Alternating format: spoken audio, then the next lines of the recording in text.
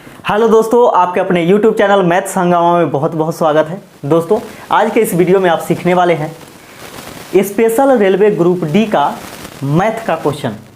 दोस्तों, मैं एक चीज़ सोचा हूं आपके लिए कि क्यों ना जितना ग्रुप डी का क्वेश्चन है पिछले बार जो पूछा गया है वो सभी क्वेश्चन को हम आपके लिए लेकर के आए और एक बेहतरीन सॉल्यूशन आपके सामने दे, ताकि इस प्रकार का क्वेश्चन आपसे पूछा जाए तो क्वेश्चन बचना नहीं चाहिए, फंसना नहीं चाहिए। तो आइए दोस्तों, इसका पहला क्वेश्चन देखते हैं। पहला क्वेश्चन है संख्याओं 5, 17, 68, 17, 32, 45, 64, 37, 93, 45, 78, 32, 35 और 45 की माध्यिका ज्ञात करें। माध्यिका जब भी निकालना हो तो सबसे पहले क्या किया जाता है कि संख्या को बढ़ते क्रम में लिख लिया जाता है। तो हमने लिख चुका है पहले से ही, क्योंकि ज़्यादा समय एक्सपेंड होगा, इससे अच्छा है क्या कीजिए जल्दी से हम इसको लिख लिए हैं। तो यहाँ पे देखिए सबसे पहले इसको हम क्या किए कि बढ़ते क्रम में लिख लिए हैं। अब देखिए माध्यिका जब भी निकालना हो तो सबसे पहले यहाँ पे गिनेंगे कि कितना संख्या है। तो 2, 4, 6, 8, 10, 12, 14 संख्या है। अब 14 संख्या है तो आधा संख्या को क्या करेंगे कि बाएं तरफ से हटा देंगे, आधा संख्या को दाएं तरफ से हटा देंगे। तो आधा कीजिएगा तो 7 संख्या होगा। तो जब हटा देंगे तो बीच में बचेगा क्या?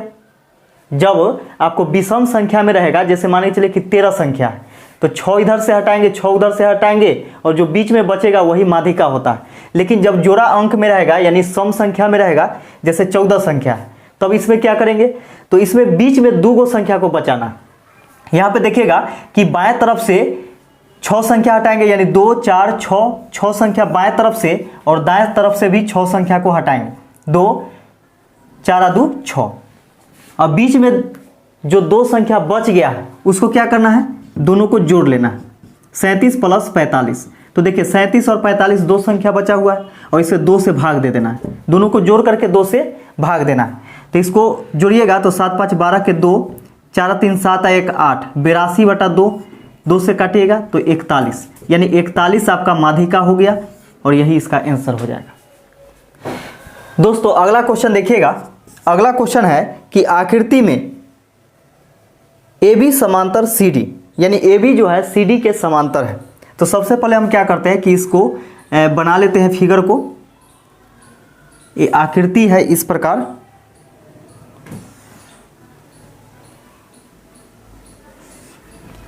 इस प्रकार की आकृति है।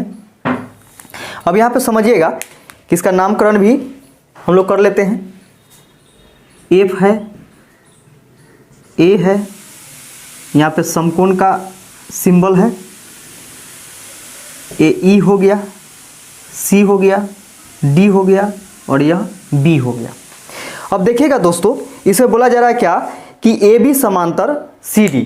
तो देखिएगा कि AB समांतर CD, यानी देखिए AB समांतर CD है, बिल्कुल है, AB समांतर CD है।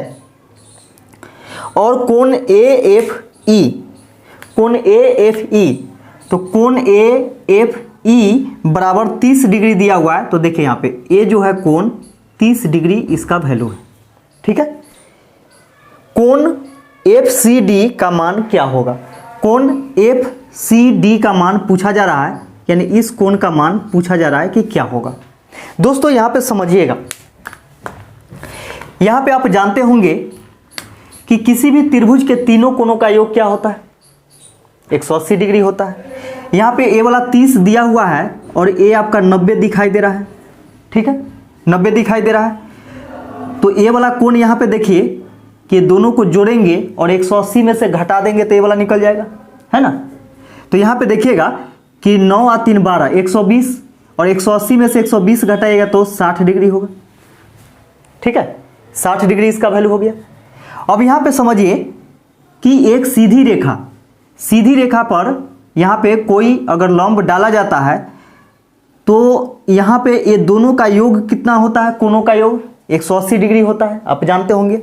तो यहाँ पे E बराबर जो हो जाएगा, यहाँ पे A वाला कोण, A वाला जो कोण होगा और ये 60, ये दोनों का योग 180 होना चाहिए। तो ये 60 है तो ये वाला 120 हो जाएगा, 120 डिग्री। और यहाँ पे समझिए कि ये दोनों क्या है? तो समांतर है ना। और यहाँ पे देखिए कि यह जो है आपका एक दूसरे का समांतर कोण है ना।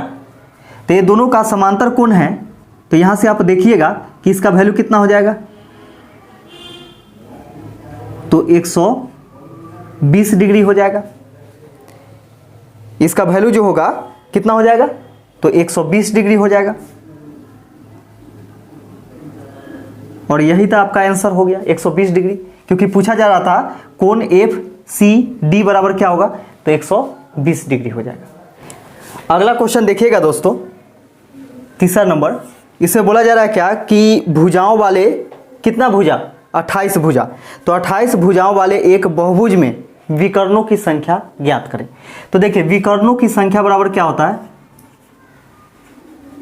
विकर्णों की संख्या बराबर होता है, जब भी बहुभुज का विकर्ण निकालना हो तो हमेशा ध्यान में रखिएगा, विकर्णों की संख्या जब भी निकालना हो तो एक चीज ध्यान में रखिएगा, n इंटू एन माइनस 3 अब बटा में 2 होता है। इसका सूत्र जो होता है n इंटू एन माइनस 3 बटा 2 होता है।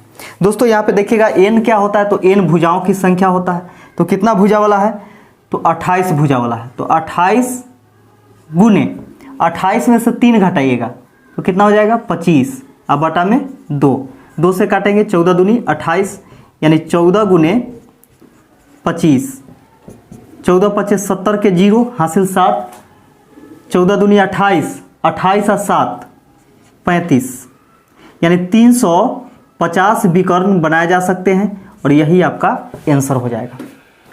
अगला क्वेश्चन देखिएगा दोस्तों, अगला क्वेश्चन है कि बिंदुओं -1, 0 और 2, 6 से जुड़े हुए रेखाखंड को आंतरिक रूप से 2:1 के अनुपात में बिंदु पर विभाजित किया जाता है। तो कौन से बिंदु पर विभाजित किया जाता है, तो बिंदु निकालना है हम लोग को।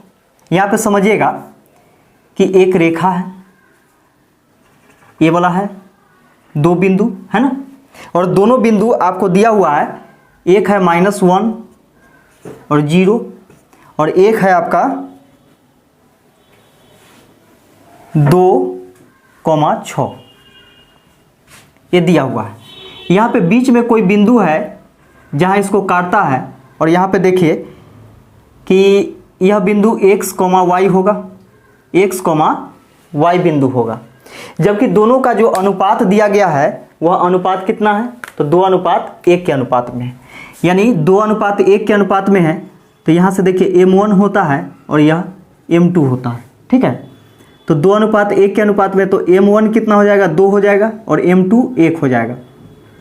इस चीज़ को ध्यान में रखिएगा, यह रेशियो है। तो x निकालने का फॉर्मूला होता है, जैसे यहाँ पे देखिए ये आपका x1 हो जाएगा और ये y1 हो जाएगा, ये जो होता है x2 होता है और यह y2 होता है, ठीक है।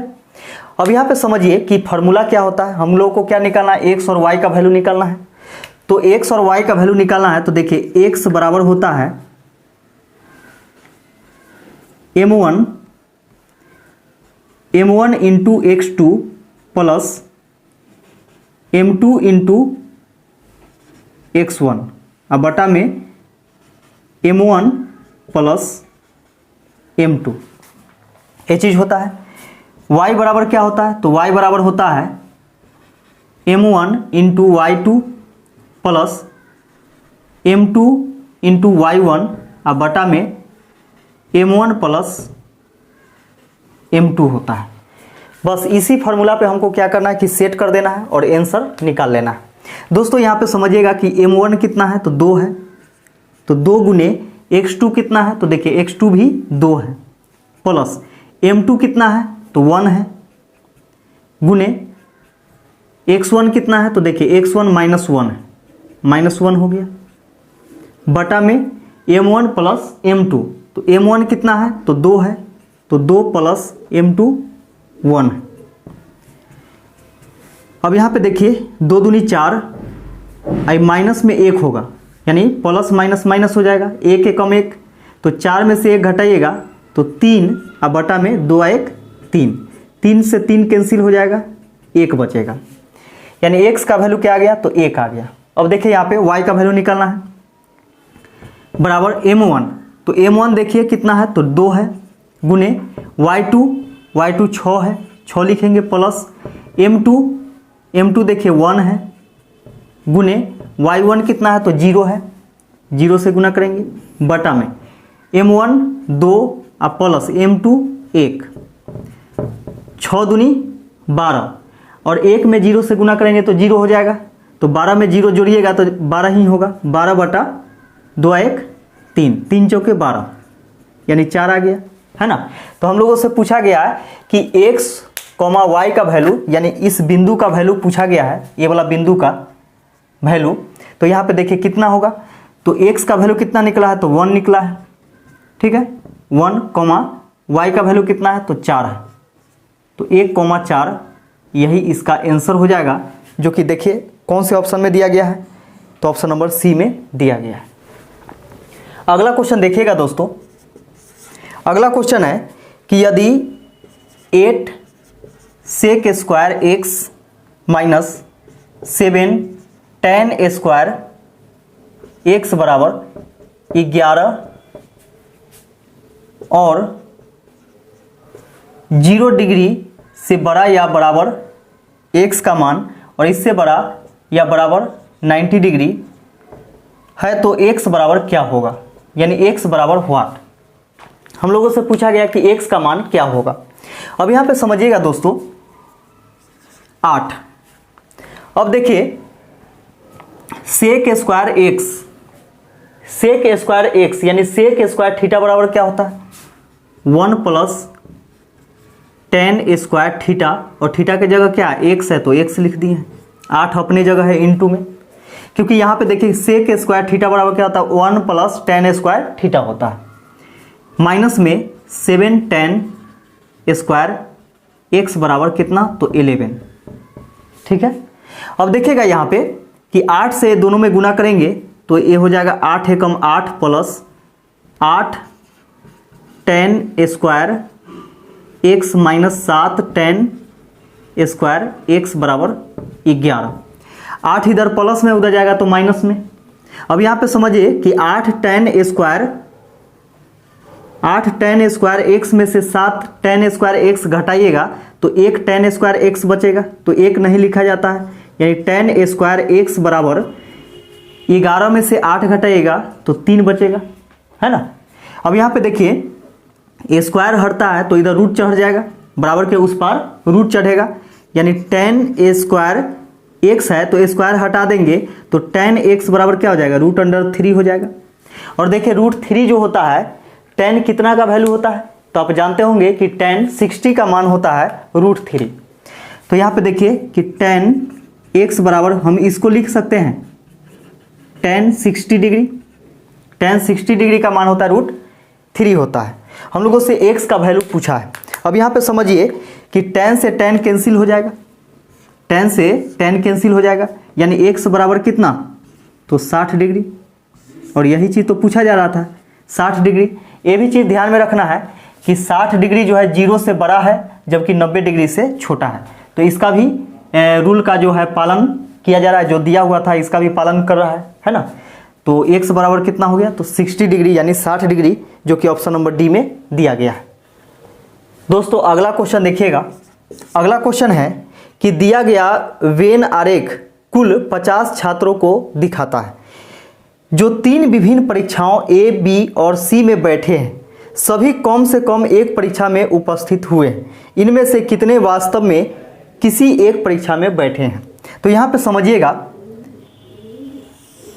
कि 3 प्रकार का आपको दिया हुआ है। ऐसे सबसे पहले हम इसका डायग्राम बना लेते हैं, इस प्रकार है, ये आपका C हो गया, ये वाला A हो गया और ये हो गया B। अब यहाँ पे समझिएगा कि इसमें दिया हुआ है 10, ये 5 है, ये 10 है और ये 12 है, ठीक है। ये चीज़ दे दिया गया है। 50 स्टूडेंट टोटल है और बोला जा रहा है कि इनमें से कितने वास्तव में किसी एक परीक्षा में बैठे हैं। तो वास्तव में किसी एक परीक्षा में बैठे हैं कहने का मतलब क्या है कि देखिए यहाँ पे 5 जो है यह तीनों परीक्षा में बैठा है, 5 जो है यानी परीक्षा A, B और C तीनों में बैठा है। जबकि यहाँ पे देखिएगा 10 जो है वह ए और सी में बैठा है, 12 जो है बी और सी में बैठा है, 10 जो है ए और बी में बैठा है। लेकिन हम लोगों से पूछा है कि सिर्फ एक परीक्षा में यानी केवल एक परीक्षा में कितने व्यक्ति बैठे हैं, वो चीज़ निकालना है। कुल कितने स्टूडेंट जो है वह केवल किसी न किसी एक परीक्षा में बैठे हैं। तो यहाँ पे देखिए एक परीक्षा में बैठे हैं तो उसको निकालने का तरीका है कि टोटल स्टूडेंट को लिखिए तो 50 हो गया। टोटल स्टूडेंट जो है परीक्षार्थी वह कितना है तो 50 है। और जितना आपको दिखाई दे रहा है इसमें सबको जोड़ करके उसमें से घटा दीजिए और जो घटाने के बाद आपका आएगा वही आपका आंसर होगा। तो देखिए 10 प्लस 5 प्लस 12, ठीक है। तो 50 माइनस 10 और 10 20, 20 और 10 30, 30 और 7 37। तो 50 में से 37 घटाइएगा तो 13 बचेगा। यानी 13 विद्यार्थी ऐसे हैं जो कि किसी न किसी एक परीक्षा में सम्मिलित हुए हैं, यानी एक ही परीक्षा में सम्मिलित हुए हैं, या तो ए में या तो बी में या तो सी में। यानी इस प्रकार कुल मिलाकर के 13 व्यक्ति ऐसे हैं या स्टूडेंट ऐसे हैं जो कि कोई एक परीक्षा में सम्मिलित हुए हैं। अगला क्वेश्चन देखिएगा दोस्तों। अगला क्वेश्चन है कि यदि 4x³ minus 2x square plus 5x minus 8 को x माइनस 2 से विभाजित किया जाता है तो शेषफल कितना बचेगा। यानी दोस्तों हम लोगों से पूछा गया कि शेषफल पूछा जा रहा है कि कितना बचेगा और किससे भाग देने के बाद, तो x माइनस 2 से भाग देने के बाद। ऐसा प्रश्न जब भी पूछा जाए तो जिससे भाग देना है उतना बराबर 0 लिख लीजिए। जिससे भाग देना होता है उतना बराबर क्या लिखना है तो 0 लिख लेना है। तो यहाँ पे देखिए कि x बराबर क्या हो जाएगा, माइनस में 2 है उधर जाएगा तो प्लस में 2 हो जाएगा, है ना। अब जहाँ जहाँ x है वहाँ पर x का वैल्यू पुट कीजिए। तो यहाँ पे देखिए 4 गुने x के जगह 2 रखेंगे, इसका पावर 3 है तो 3 रहने दीजिए। 2 गुने x के जगह 2, इसका 2 पावर है तो 2 पावर, प्लस 5 गुने x का मान कितना है 2 है माइनस 8। 2 के पावर 3 यानी 2 का क्यू 8 होता है, 8 चौके 32 माइनस 2 के स्क्वायर 4, 4 दूनी 8 प्लस 5 दूनी 10 माइनस 8। देखिए इस सबको एक साथ जोड़ते हैं प्लस वाला को, तो 32 और 10 42 माइनस 8 दूनी 16, घटाएंगे तो 12 में से 6 घटेगा 6, ये बच जाएगा आपका 3 में से 1 घटेगा 2, यानी 26 आपका आंसर हो जाएगा। और यही 26 क्या होगा तो इसका शेषफल होगा। दोस्तों अगला क्वेश्चन देखिएगा। अगला क्वेश्चन है कि यदि 2 वर्गों के क्षेत्रफल का अनुपात 1:3 है तो इन वर्गों के परिमाप का अनुपात क्या होगा। देखिएगा यहाँ पे कि क्षेत्रफल का अनुपात दे रखा है कितना, तो 1:3 दे रखा है। हम लोगों से पूछा गया है क्या कि परिमाप का अनुपात क्या होगा, यानी वर्ग के परिमाप का अनुपात क्या होगा। तो यहाँ पे समझिएगा परिमाप का अनुपात पूछा जा रहा है। अब देखिए कि ऐसा प्रश्न जब भी पूछा जाए और दिया हुआ रहे, क्षेत्रफल दिया हुआ रहे या फिर भुजा दिया हुआ रहे या फिर परिमाप दिया हुआ रहे, कोई दिक्कत नहीं है।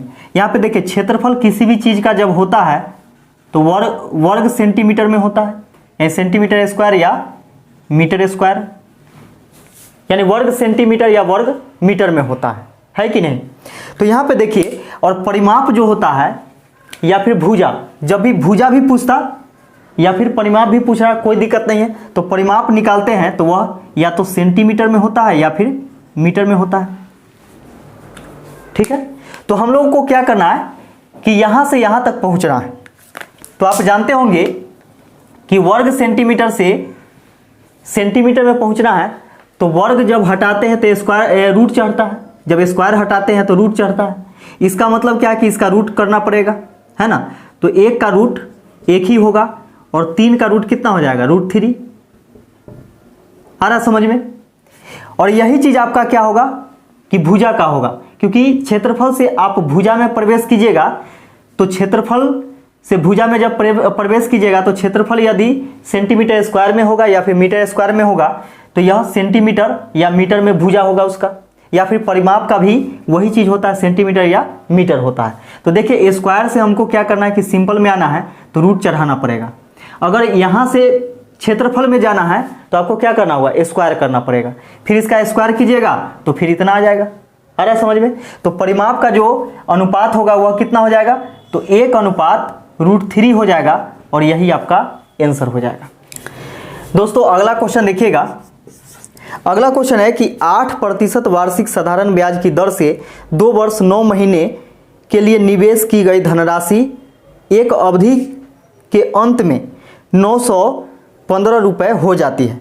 आरंभ में कितनी राशि निवेश की गई थी? यहाँ पे देखिएगा कि साधारण ब्याज का दर है ना। तो यहाँ पे देखिए कि कुल ब्याज बराबर क्या होता है, कुल ब्याज बराबर आप जानते होंगे दर गुने समय, रेट इनटू टाइम होता है। ठीक है, तो यहाँ पे देखिए कि दर कितना है, कुल ब्याज यहाँ से हम लोग अगर निकालेंगे परसेंटेज में तो कुल ब्याज कितना निकलेगा, तो देखिए दर कितना है तो 8%, समय कितना है तो 2 वर्ष 9 माह। अब इसको कैसा लिखेंगे तो 2.9 महीना है, इसको वर्ष में बदलेंगे तो 12 से भाग देना होगा। ठीक है, अब देखिए इसको काटिएगा तो 3 तिहाई 9, 3 चौके 12 बराबर 8% गुने 4 दूनी 8, 8 आ 3 11 अब बटा में 4, 4 से काटेंगे 4 दूनी 8, 11 दूनी 22%। कुल ब्याज कितना निकला तो 22% निकला। दोस्तों यहाँ पे समझिएगा कि कुल ब्याज 22% है, जबकि हो जाता है यानी मिश्र धन, और मिश्र धन जो होता है मूलधन प्लस ब्याज होता है। तो मूलधन हमेशा कितना होता है तो 100%, यानी प्रतिशत में जो मूलधन होगा वह 100% होता है। तो 22% जोड़ दीजिए क्योंकि ब्याज जोड़ करके होगा, है ना। तो 122% बराबर कितना दिया हुआ है, 122% होगा, लेकिन है कितना 915, दोनों बात यहां से बराबर। ठीक है, अब यहां पे समझिए कि 1% का वैल्यू हम लोगों से क्या पूछा जा रहा है कि आरंभिक राशि ज्ञात करें, यानी 100% का वैल्यू पूछा जा रहा है। तो 100% बराबर हो जाएगा 915 बटा में 122 गुने 100। इसको काटेंगे अगर तो काटिए इसको, 6 दूनी 12, 2 एकम 2, 61 बार में, 2 से 50 बार में, 61 से इसको काटिएगा तो 15 एकम 15 के 5, 15 छके 90 आ 1 91। ठीक है, यानी 15 बार में कर जाएगा। तो 15 गुने 50, 15 पचे 75, यानी 750 रुपये उसका आरंभिक मूल्य आ गया, यानी उसका आरंभिक जो राशि है वह निकल करके आ गया कितना तो 750 रुपये, और यही इसका आंसर हो जाएगा। दोस्तों इस वीडियो का लास्ट क्वेश्चन देखिएगा। बोला जा रहा है कि यदि 15 संतरों का क्रय मूल्य 20 संतरों के विक्रय मूल्य के बराबर है, यानी 15 संतरा का जो क्रय मूल्य है यानी कॉस्ट प्राइस जो है 20 संतरा के विक्रय मूल्य के बराबर है, यानी सेलिंग प्राइस के बराबर है। ऐसे ही आपको लिखना है। ऐसा प्रश्न जब भी पूछा जाएगा तो इसी प्रकार लिखना है, 15 संतरा का कॉस्ट प्राइस और 20 संतरा का सेलिंग प्राइस आपस में क्या है तो बराबर, यहाँ पे बोला भी है।